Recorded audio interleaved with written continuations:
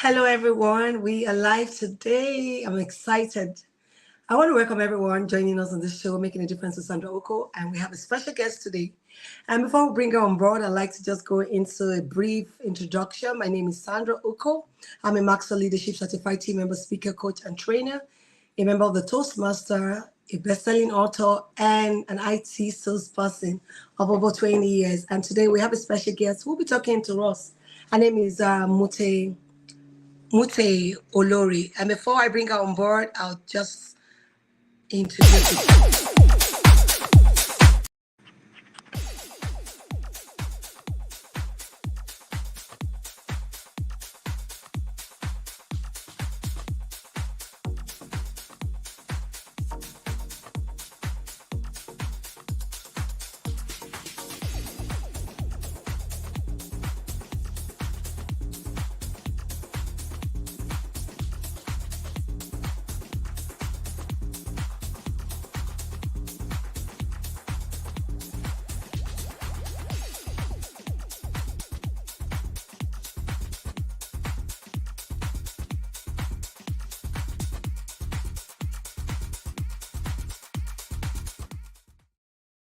So welcome everyone. Welcome. And before I bring our guest, Mute Olori, she is an highly motivated and result-focused, well-accomplished media practitioner with proven results and hands-on experience as a media producer and director. She's a communicator, actress, political strategist, and an administrator, a licensed coach, trainer, speaker, and youth mentor of the John Maxwell Leadership Team, and a certified parenting and family value coach. Awesome. The lead facilitator at the Transformation Academy, a leadership training camp for boys, boredom to ballroom, and girls' attitude to altitude, ages 9 to 20. Awesome.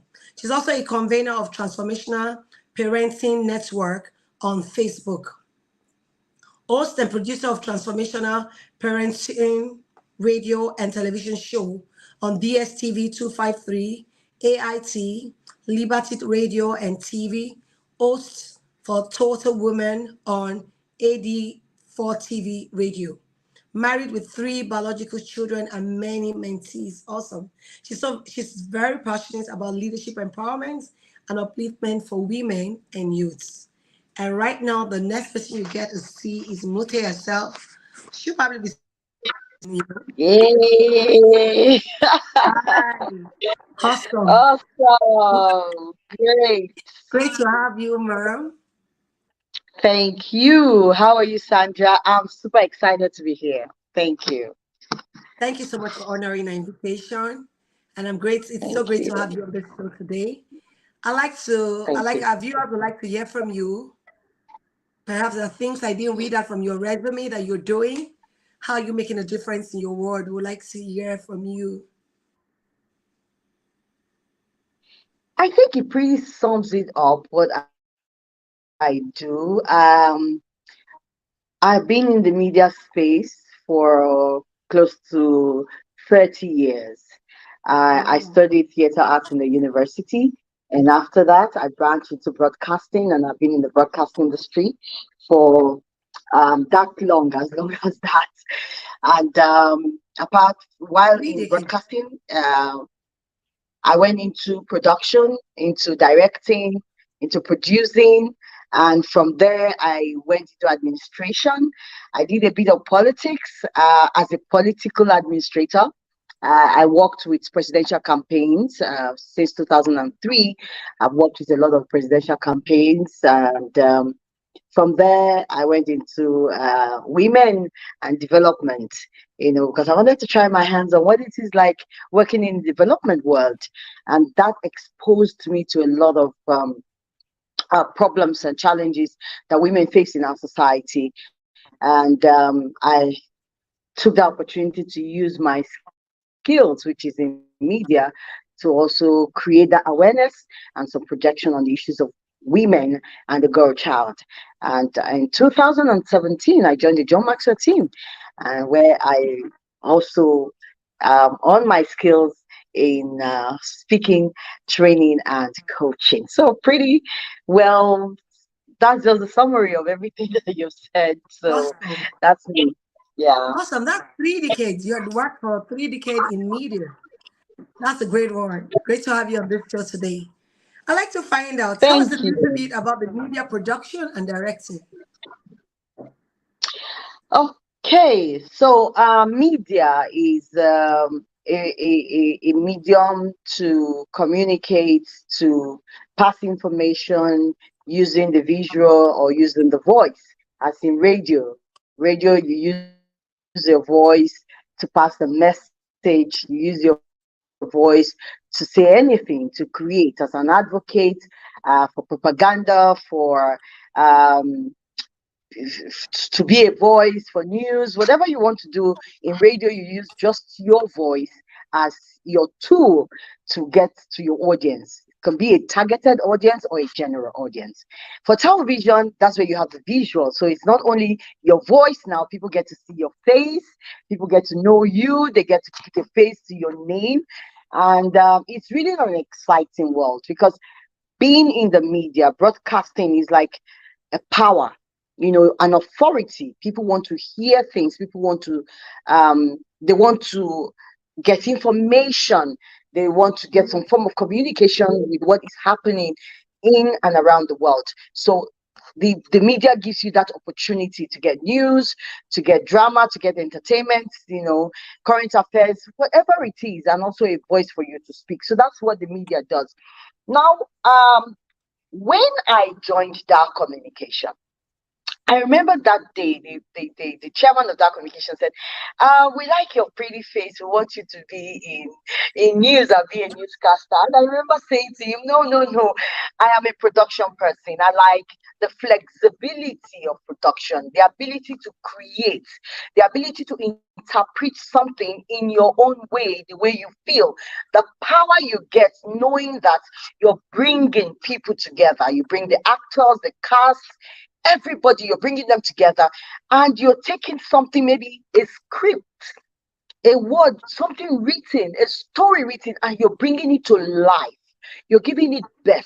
You're giving it, the strength. You're creating it in a way that you want people to see it and believe it. So that Yeah, power lies in production. And I said to him, no, I want to be in production because I want to be flexible and be able to create. And it's been an amazing journey for me being a producer and being a director. A director is like, it helps me to bring my creativity. And the minute you're a director and you begin to create, oh, why don't you say the lines like this? Why don't you do your movement like this? Why speaking? Take a step, count 2 steps. So you end up being a choreographer, choreographing movement, choreographing yeah. There's a sound, lot of and action. all that, as a director. You're able to have the third eye. You imagine, what would the audience want to see? How would the audience want to respond to this? How should my character or my presenter sit, speak? What are the best shots I can give to this person, to enhance the beauty, to enhance the courage? So you see some shots, a short person becomes tall because a director has told the cameraman, place your camera in this kind of position that either enhance or dwarf the particular character. So it's been an amazing journey for me, and seeing that people are happy when they watch some of the things I produce, seeing people are impressed with the decisions I make as a director or a vision mixer, seeing that I'm able to work with a team of cameramen, sound, other producers, get sponsors coming to your show, make people believe in the ideas that you have, interpret your ideas and bring them from paper into life. It's interesting, it's beautiful. Very, very. And Awesome. Yeah, that's a good one. That's like bringing life, yeah. putting a framework to scripted story. Mm. So everything you see as you watch on movies is the job of a director and a The producer? producer. First of all, the producer must have an eye for talent. You want to produce a particular thing, you cannot bring a cameraman who is used to covering maybe weddings and birthdays, and you say you want to give them the task to produce a movie. You can't do True. that. So you must have an eye for talent.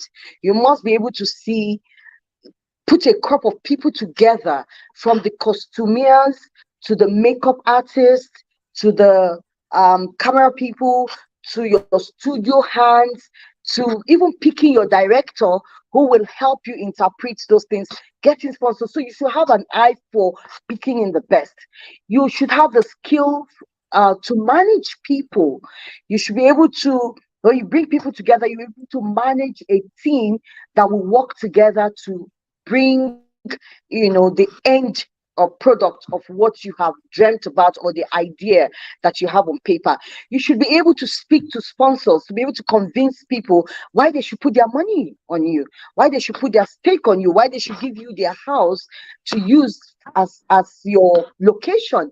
Why, they should just watch your movie. So you are able to convince people to say, look, this is real, I can do this, and I think I have the ability to make this happen. And for a script writer, even bringing their idea to you, they should be able to trust you that that script would be better life than what they have given to you. So it's a whole lot of creativity in It one is. person. And I think that is the space I found myself. And I'm super excited. I'm not in no other place than being That's a awesome. broadcaster and being in the media. You know that it speaks about our maker too, the creativity of God That's at the spoken true. word. That's So, true. being And able that's to one create, thing, is like putting life to when, what is yeah. not lively, as in it's nominal. If nothing is done about it, it's going to be in a written form. But having a producer So, thinking and putting the mm, thoughts together, putting the mm, structures, mm, and okay, who will fit this role, who will do this, mhm, and producing it. mhm. That's a lot of work, and that's where creativity When I comes hear in. doctors, say that God gave them the singular opportunity to do about human, I said, well, God gave the artists the, the ability to be able to bring to life, a lot of things. And when you say let there be, and there is, and I think every good actor, every good producer, every good director you see out there, it has a bit of God in them, and that is the let there be, and there was, and there is. And I think God has also given us Awesome, that creative and that's ability. where the creativity comes in. Yes. Awesome, awesome. But would you tell me, is there a difference between being a producer and a director? Oh, The yes, a role whole lot. seems so similar. A whole lot. A whole lot. Okay. Well, a producer can be a director. Producer can be a director. But let me tell you something, a director does not have a patience to be a producer. Because creativity, directing takes a lot of creative work, and I've seen a lot of directors that there's this, sometimes I believe, now I get to understand that a lot of good directors maybe having what we call um um there's a kind of weirdness about them, because they seem to commune with a kind of something spiritual about them, because they seem to be communing in a realm that would help them create, interpret, see beyond taking an ordinary and making it an extraordinary. So there's so much power in directing. You're asking a human being, you're giving direction, and this person is doing what you have asked them to do. They are trusting their career, they are trusting their totality of who they are in your hands as director. Because as a director, you bring out the best in your actors, you bring out the best in your presenter. Because I'm not going to use only just movies, I'm also talking about even in newscasting, even in talk shows. The director is the one that say, look, give me this angle, speak this way, dress this way, behave like this. I want you to trust me that if you do just what I ask you to do, you will get so so you humbly present yourself before a director and said, here I am, lead me. But but a producer is also very key, because without the producer, you cannot bring a producer brings the team together. The producer hunts for the director, hunts for the cast, hunts for the crew, the people that matter to make what the idea they have to come to life. So both of them are very key. One brings everybody together, but one turns and interprets the script and the dream of the producer to come to life. Sure, I think I Which get one you. do I love most? Yeah. Hmm. You've seen my Which one do I question. love most? Yeah. I love I love both, but I think I love the power and the authority that directing gives to me. Yes, so I'll say directing. Good. I'll Good. say Because, directing. I love I love directing. oh, awesome. Awesome. So that means the producer goes around to hunt for the people who will play the role, ensure the costume, the venue, the location, everyone is set to produce. While the Everyone that will director play comes that around role, to bring life. yes. Yeah, I think I do. I get it now. Because I was wondering, the two roles look interwoven. I was thinking they could. They look, but they are not. And as a director, if you begin to engage yourself in producing, you lose the ability to create. Because as Sure. you're working, inspiration is coming. So you can't leave that and begin to wonder, oh, is the location ready? Is the welfare bringing food? Is this actor set? Are you sure you have done the makeup? Are you sure you're doing? No, that's if you begin to engage in that, then you lose the essence of yourself and the power to Mm, create. Because once the inspiration comes this way, we were just like mad and crazy people when we're on stage or when we're on the set. The inspiration will just come from above and you say, hey, change, do this, do that, get me this, get me that, let this person move this moment, do that. And before you know, because you're focusing on that, you get inspired and you're able to push your actors, you're able to push your members to bring the best out of them. But when you amen. engage in producing, you want as a director and be good at bringing to life, the things that are before you, that are mingling with a producer. But it is important that a producer have an idea of what directing is, because that will aid you to pick the best of the pack to work with you. Oh, that's awesome. Very great. I think you've taught me a lot tonight. Having the producer and having the role of the director, that's great. I would have loved to ask you more questions in that area, but let's focus on the major. Because I know you're youth mentor and parent coach. So let's hear from you in that area so I don't take so much of the time. But at least I have some clarity on who a producer is and, what's the difference between a director and a producer. And so for those who are probably Absolutely. looking at the role in newscasting, in production, acting, I have a clarity of what a producer does and what a director does in a film show or a film role, whatever. Thank you so much for that. Your bio speaks about you being a youth mentor, and you've been doing this for some years. Can you tell us more about your story? What's the passion in being a youth mentor? Oh, what's the passion?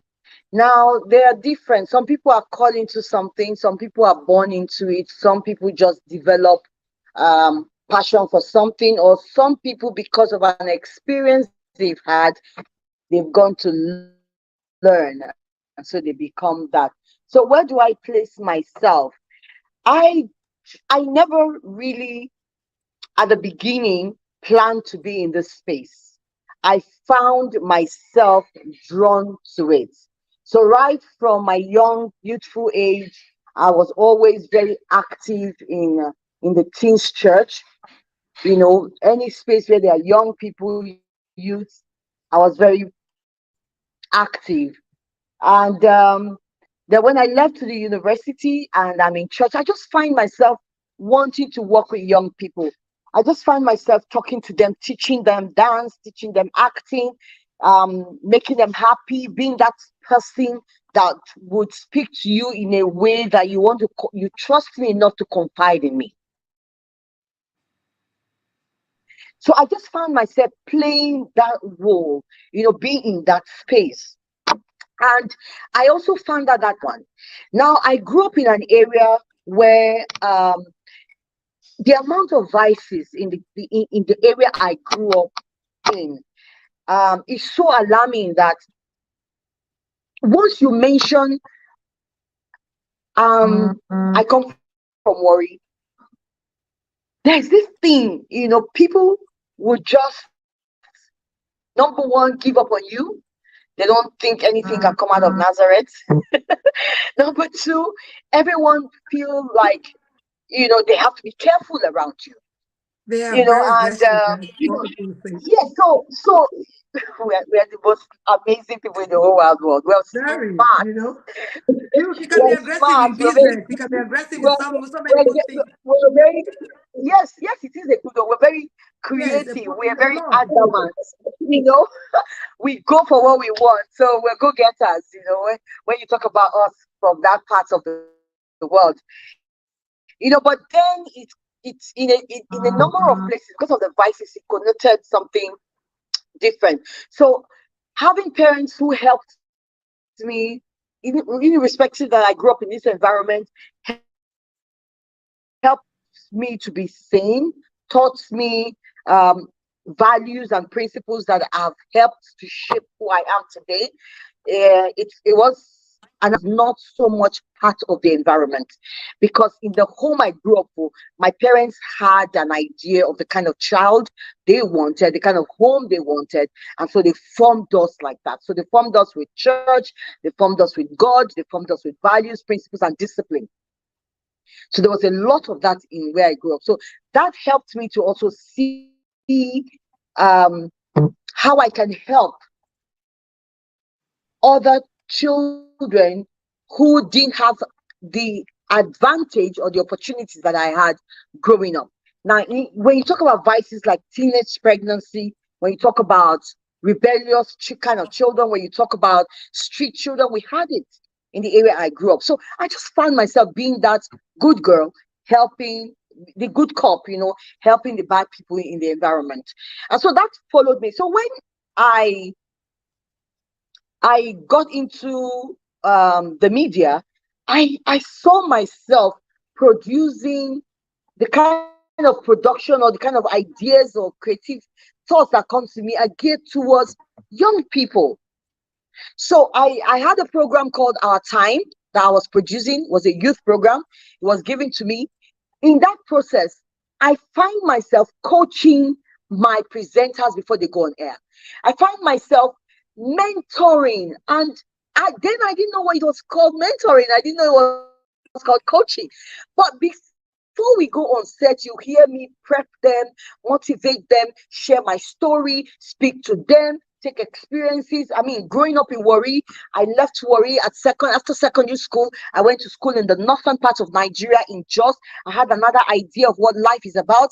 And then when it was time for my youth service, I was posted to a city called Akure in Ondo State, which is the southwestern part of Nigeria. So you find out that I moved from south to north central, from north central to southwest. So I accumulated a lot of experience as a young girl, moving from one place to the other. So this helped me to see that every young child needed someone to trust, someone to guide. And truly, some of our parents didn't know that much. So it opened my eyes to see, people from different culture, people from different environment, people from different ways of reasoning and thinking. So that helped me. So when I found that creating for young people was where I found myself, I'm like, okay, fine. And they come back to tell me, oh, thank you very much. That's They can awesome. trust me. Parents will come and say, how did you get my child to talk? So I started paying attention to my uniqueness. Wow. Then I went ahead to study, take a 1 year course in personality assessment in psychology. So I started building a part of me that would help, that would age people. So that's how I came into it. So when I joined the John Maxwell team and I found that apart from personal growth and development and talking leadership, I found out that wow, there's also an opportunity to now structurally, intentionally, aided with resources to help young people. Trust me, that was the first place I signed up because I knew that if there was anything, young people just need someone To to believe mentor. in them, to talk to them, to give them opportunity to be heard. And I just found out that I was called to do that. Awesome, awesome, awesome, awesome. And like you rightly said, finding your unique personality, finding out your unique skill. Like God has called everyone, everyone has a gifting in them. So discovering it on time would Yeah. make you act well, having a round peg in a round hole, doing what you're called and your passion, energy towards achieving it will be so great. And that's what you're doing rightly. You can see everything you do has always pointed to helping you, talking to them, mentoring them. And that's what this generation really do need. And having a leadership role or playing a leadership role in that sphere is a great one. We really need, because they are actually exposed to so much information. Some of them, I'm sure, could even be passing through where you have misinformation, having too much of the information at a particular time because of the gadgets that we all have all around, the resources. Like I rightly said to someone, I said there are three things that makes a man: the resources that get into you, the environment you grow, and the people you hang around. So what you Yes. watch, what you expose yourself, what you read, books, these are resources that come around you. What's the environment you grow? Because you might be in an environment where things are not done rightly. It's an abusive environment. You will grow being edgy, and not because you want to act that way, but because that's what happened. And the kind of people who run you down. There's some places you get to, you have people praise you, cheerleaders speak into your life. You will do well Mm, in that kind of area. Thank you so much. I appreciate that. that's That's a great that's it. journey. Finding out your special skill set and building on it and ensuring you get, certified in that area. That's a great. And my question is, how has that journey been? Combining your youth mentoring, parenting with your media work. Okay, should I say they're all in the creative space? So, Yeah. so it's just it's been a kind of natural journey. You just find you metamorphosing from one space to the other and using the skills that you have learned along the way to help you to enhance the others. So, as it's easy for me to change roles and change character to deal with young people. It's easy for me to just find a role to play. When we talk about role play, I can become a teenager. I can change my emotions. I can change my moods. I can come down from being Mute Olori, the broadcaster, to being Mute Olori, your friend. And I can play with a young boy or young girl who is 3 years old, and I can, go from talking to a 16 the way I would talk to a 16-year-old. I can change that way and talk to a 3-year-old. So, like today, I had an encounter on my way to the gym. I had to flag off a car to please just take me down the road because I usually would drive down and then walk back, And then the car inside, I met a 5-year-old boy. And the The minute I entered the car, he was sitting, he was smiling, and I went like, oh my God, I've never seen a young boy excited going to school on a Monday morning. Wow, you're so happy. Well, what's the name of your school? Wow, how old are you? And who's your best friend? Why do you like your friend? He says, my friend always listens to me. I say, so I'm your friend now because I listen to you, okay? So you're happy. So you can, it gives me, because of my background as a theater artist, it gives me the opportunity to study human. And remember, I told you I went to study personality, where I find myself, and it guides me on the options I can take to connect with whoever I am with. So this career or journey of my life and the kind of course I've read have helped me, to enjoy this journey. And don't remember, I have children too. And I found out that my ability to read, to study, to buy books, to model what I want has also helped to frame and form the kind of children I have today. Now, none of them is in the media. One is fortunately, fortunately, they're all science students. One is when they need to do a presentation in school, you will see this media person.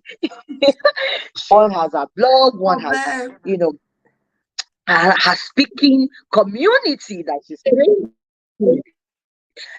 But you see, there's that bit of me in them. Why? Because I come to realize that communication is key, and young people lack that skill of communication. And it brings me to the role of the role of the digital space, and how it's affecting, influencing, and taking us away from the one-on-one relationship that we share. Awesome experience for me because I'm able to add value. I'm able to listen to them. I'm able to help their parents understand them better. So I have become like a bridge, that connects the children to their parents, that connects the that narrows the gap, the generational gaps, the communication gaps, the relationship gaps between the generation of the parents and the generation of the children. So that's the role I find myself. I'm able to tell you, parents, look, I'm a parent like you, and I know this is what you're going through. I can tell a child, I said, I was being a child like you, and trust me, I'm your friend. I have your ear.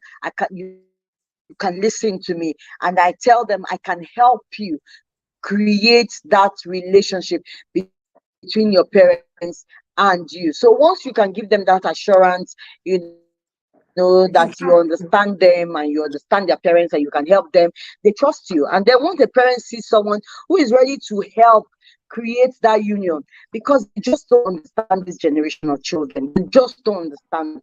So there's somebody who is trying to walk you through the process to say, look, you need these steps and these steps to take so that you better understand your child, you better parent, and you better equip your child with the right tools and skills to excel in this age and time. I think that has given me the greatest blessing that I can ever ask for, being that person that bridges the gap between one generation and another. So I think that is the biggest fulfillment I have when I see young people reform and I see parents transform. And I want you to watch my words. When I say young people reform and parents transform, I know what I'm talking about. Because transformation is evolving, moving from one place to the other. You can't be expecting a different result and you do the same thing the same way. So transformation is important for parents. Present and use your experience from where you're coming from, the knowledge you have acquired over the years, and see how you can infuse it in the current information, the current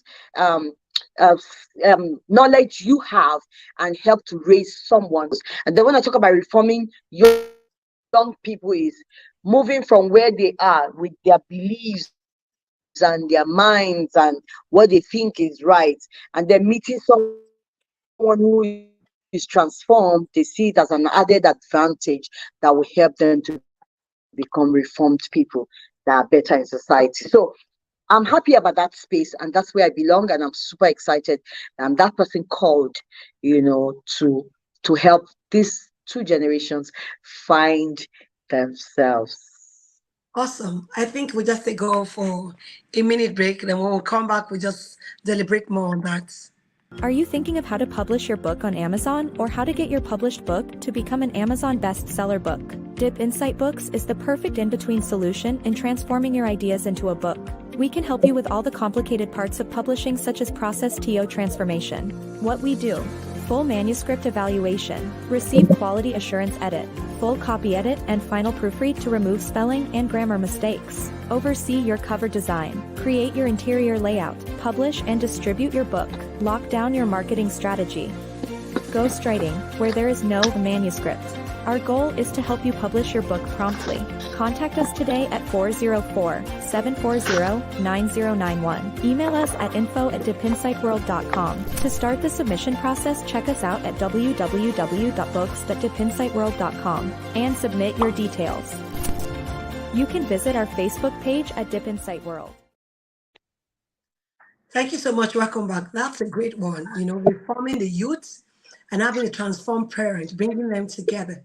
That's awesome. That's awesome. Because we have this, the generation behind us called the Generation Z. The way they think is different from, we that were taking care of her. Most of us didn't touch or have a phone to when we're out of college. So, but you find that this generation have phones even when they are 2 years old. They already have some kind of, Yes, gadget. They call them Gen Z. I don't know why. Do you know anything about that generation? because we are Generation Z. We have come Youth. to the end. We don't know what to do anymore. What did you say? I said You they said are Gen Gen Z. Z. We have come to the end. We don't know what to do anymore. We are so confused. Yes. So we are confused. We don't know what to do with them anymore. So we label them Gen Zs. We have come to the end of the road. What next? And that's why, really, as parents who need help, need to talk to a transformational coach who would help bridge this gap between the parents and the youths. Be coming to their level, understanding them, and not the time where we have to coerce them to do things. You have to get them to see reasons why they need to do some things. So that while they're doing it, they're happy doing it with joy. So that's a lot. And that's a great space you're actually occupying. It's a great one. So how have you been able to manage social media influence on the youth at the training camp? Because I know that you said you have the camping where you have some youth. Because social media seems to be some are issues with parenting. When you have your youth so much on social media, they spend all their day being on social media. How's that been an influence, and how have you been able to help in that area?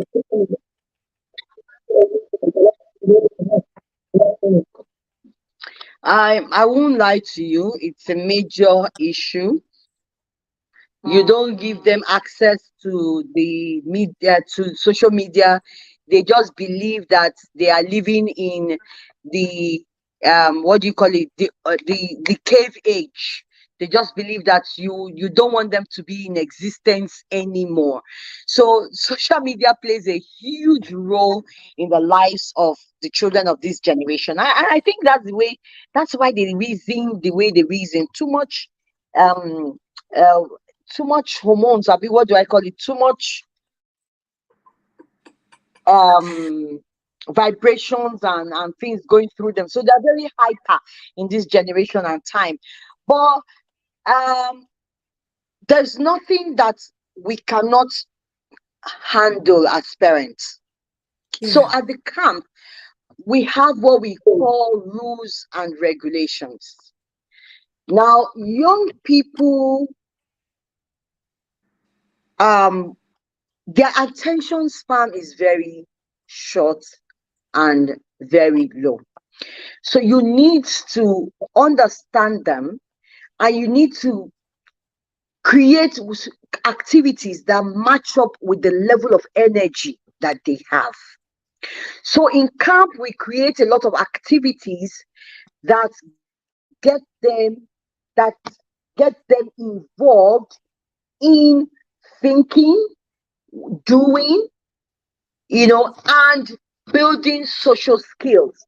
So a lot of team activities, a lot of activities that engage them to bring out their own creativity, to own the activities or the outcome of those programs that we give to them. And so those periods, your phone cannot be with you. And then we also make it competitive. So while you're doing these activities, you know it's a competition between your team and another team, and you don't want your team to lose. And so you get involved one way or the other and bring out your creativity. So since these activities allow you to create, to come up with your own ideas, because these young people are very innovative. Very. I agree that they're on social media, but they learn a lot, especially the ones that know how to use the social media for information gathering, for knowledge, for innovative ideas. For those ones, they are very creative, very intuitive. So you find them bringing that genuity, that ingenuity, that uniqueness into these activities that we're giving to them. And when they know that there is a prize, there's something at stake, there is no young person that does not like a prize when it comes to any competition. So even at home, we do encourage parents that look, put a bait, let there be a bait, let there be a reason you're giving to them. So if you're asking them to go off this, then let there be a bait. Let there be something you're engaging them to. Not only engaging them, also be fully available, for them to interact and ask questions. So when we say it is time for no phones, another thing we do when it's time for bedtime, we have a particular place, we have their phones labeled that you drop your phone. Because there are times that parents just feel like, oh, what can my child be going for 1 week, for 3 days? I can't, they can't talk to me. So we do sometimes allow, for those phones to be there. And we also allow them once in a while to have their phones so that they can share with their friends where they are, what they are doing. They're excited about telling others, look, I'm in camp, I won this, I did this, I did that. This is a generation that is very concerned about likes, about comments, about followers. Unfortunately. So once in a while, you can't take them off that space, but you are able to bargain with them and get them involved in things that would, at least for that moment, take their minds and their thoughts off just the social media. I think another reason why young people really get involved, apart from the laughter and the joy and the innovation and the new things they find out there, boredom also leads them there. So that's why these programs we do, we call it the leadership. Our leadership camp is called From Boredom to Boardroom. How do I take that child who has a lot in him and he's not seen anywhere to create or to enhance that creativity in them? How do I take that space of boredom and give them an activities and train them and prepare them for the boardroom? So you find us do breakout sessions. We put them in spaces where they come up with, we have the business class where they come up with they form their own company. They decide what their company is going to be producing. And they decide on how they can market their products. They decide. So at that camp, you find us giving them the opportunity to begin to think about being businessmen, being financial, having financial skills, exposing them to marketing, things that other than what you read in books, an ability to think, an ability to sell your ideas, an ability to see that I can actually make money and be independent, doing this. So those are the things where we engage them in all these activities you find out that sometimes a whole day will go, nobody's thinking about their phones. True, true. Because you're equipping them with something else that is making them think of a tomorrow, think of empowerment, think of sense of independence in entrepreneurship, think of, oh, that idea they have, I can really bring it to life. So Yeah. once they get involved, they just forget that there's social media. They just forget that, oh, I've not even asked for my phone. Why? Because you're helping them and you're giving them activities that help their creative minds, their thoughts, and their ideas to come to life. That's awesome because most of our kids will be going on holidays and they're going for a long one. So having a camp to engage these young ones will be critical. Like you rightly said, no one, I don't think there's anyone who would dislike having a gift. I noticed that for my daughter at age 9. She started helping me to Oh, do editing my videos. She had already gone to social media. I had to stop her on Facebook. I had to close down our Instagram at the time. I had to explain to her. There was a day I saw a YouTube video, and I'm like, when did you do this? When? So we need to be a present parents at home because sometimes you can be absentee. We are home, but we're not involved with them. We got to be present. And like you rightly said, they have a lot of energy. yeah. And we need to help channel it in the right proportion and the right sphere. Having them, do things, you know, and engaging them. Like you rightly said about the camp. I think I really do enjoy that. And now that they're going on holidays, maybe I would have to reach out to you. What camps you probably be having on ground. Even when we have off physical camp, and we also have online camps. And online camps, there are a lot of activities they do. You find them, so they, usually when you tell children to come and attend online camp, they say, oh, they're just going to be talking and talking and nothing. But you know what? We do a lot of games. We have fun games. We have period where they watch music, watch maybe inspirational videos or something that they want to learn, especially what young people are doing in other places. And they're like, oh my God, I want to know this is happening. Wow, this is a young person doing this. So I can also do this. And so after that, we get them involved. There are times we ask them to lead. Okay, tomorrow you're going to lead the game session. You're going to lead the question and answer sessions. So we get them involved. We also put them in breakout rooms where they meet other people, their Other age kids. mates. And there we make them talk. And I've been so blessed to have facilitators that know how to make young people talk. I've also been able to train mentees, including my girls. In fact, you need to see them handling these young people. We had a goal setting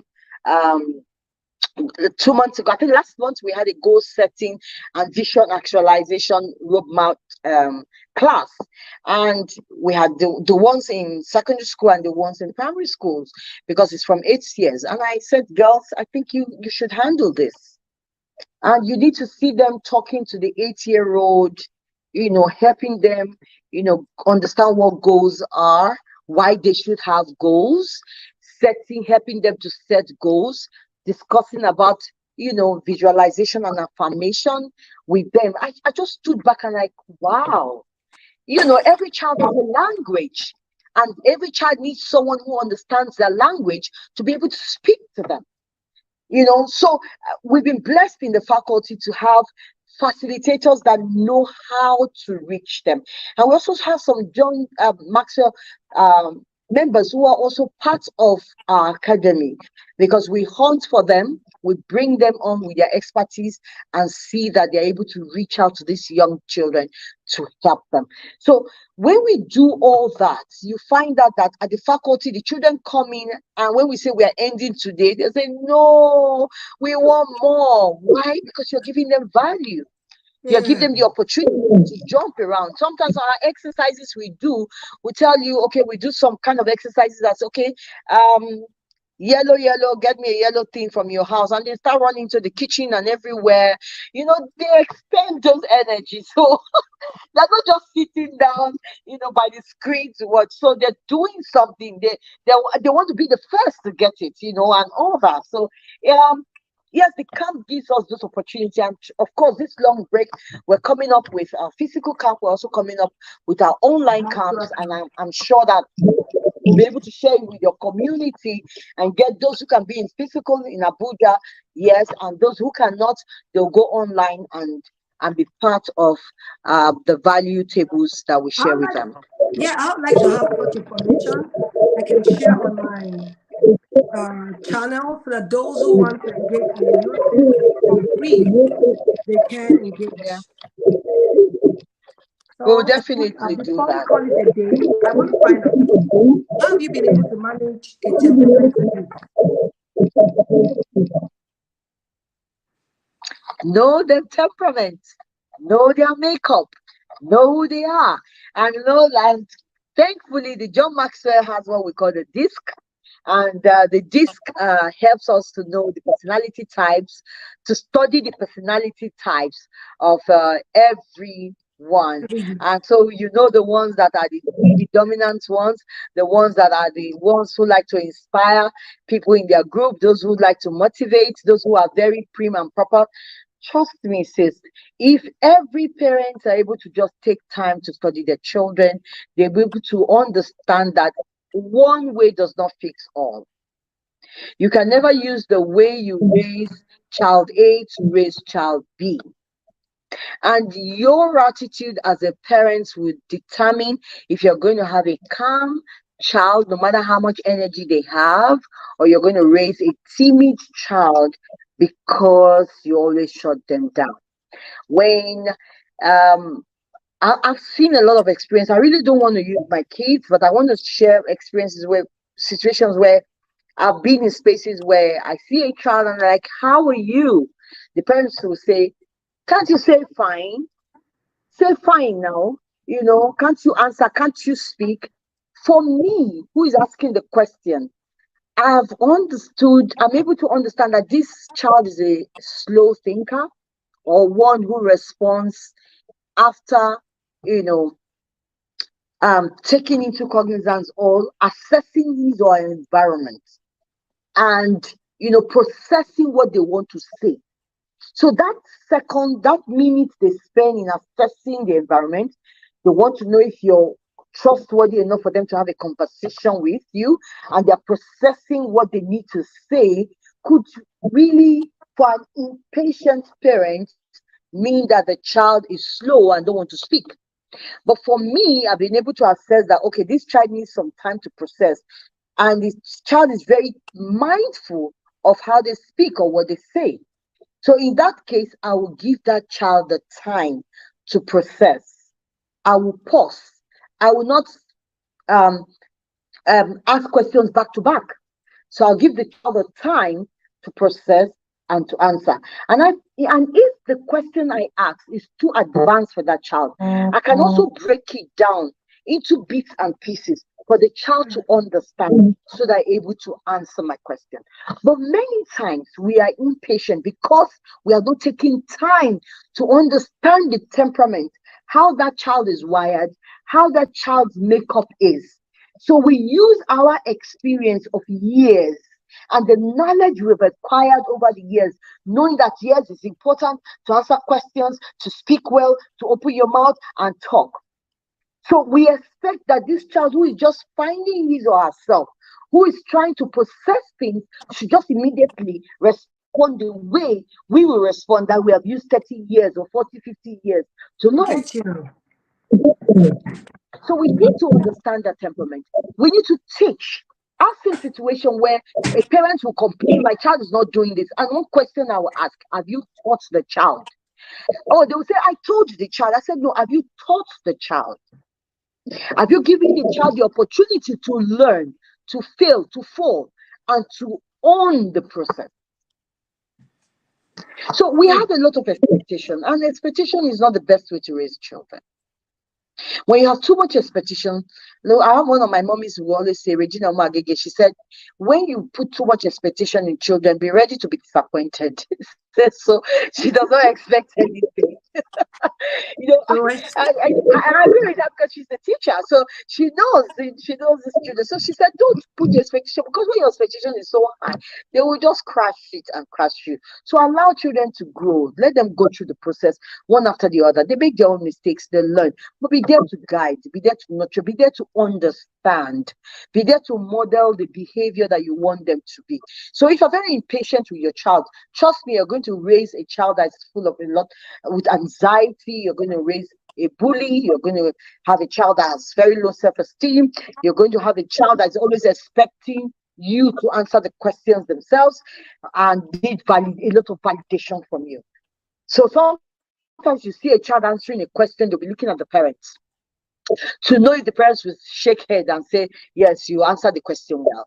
But why don't you just allow the child reason the way they want to reason? And then you can help to understand the makeup of the child and correct, and teach the child the appropriate thing. But when you don't know how I will handle it, and I've seen a lot of children to say that, a lot of young people, especially teenagers, say things like, well, I don't matter. I don't have a say. Nobody listens to me. Nobody believes that I have anything up there. So I leave them to do what they want to do. So you find children who can help you do things as parents, probably do your social media, help you maybe write, give you some ideas that will help your business to grow, or help you in your PowerPoint, because you just believe that they don't know anything. You just believe that all they do on social media is wrong and bad things. They'll leave you and you will struggle. So they'll just be looking at you from one corner and be laughing and look at this for you. It would have helped your life, but you just believe that I don't have anything to offer. So sometimes we need to put them in positions where we just sit back, listen to them, laugh and see at them roll the road.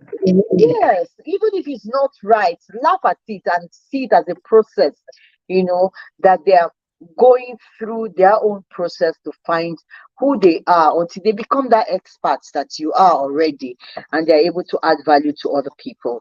So we need to understand them, and patience plays a lot of role, and less expectation from Awesome. parents. I think if I leave you, you'll keep going on. But before we call it a day, what are your most proud moments as a facilitator? Seeing young people, um, seeing In young response, people grow, see young people, move from where they are, step by step to where they want to be. There was a time I had a camp meeting, and the final day we wanted parents to be part of the meeting, and we said, let the parents come and see what the children have been doing. And one lady just said to me, hello Ma, can you remember me? I said no. She said, I was one of the young people that come for your program on our time when I was a teenager growing up, and you mentored me, and today you're mentoring my child. I just calculated, I'm like, what are you old? So for her to trust me, to see that I should also do the same thing for her child, what I did for her, it was a very special moment for me. So those are the things, seeing parents also come back to say thank you for the things you told me worked. They're all great moments for me. So I'm grateful to God. I'm grateful to God for that. thank you so much for your time. I also want to thank our people who have been so patient with us. Thank you so much for being on this show. I think this is the content you need to share. Parents need to get to hear and see this. And I want to say thank you, our guest, Mr. Olori. Thank you so much. I think we might have to get you some other Sandra, time. thank you for having me, and thank you for the amazing things that you're doing. Your ability to source us out and make us speak and talk and give other people the opportunity to learn from the wealth of experience. It's a unique thing. Thank you so much for finding us and giving us your platform to share. Thank you so much, and Thank God you, bless Sandra. you. I Thank appreciate you. it. Bye. Bye.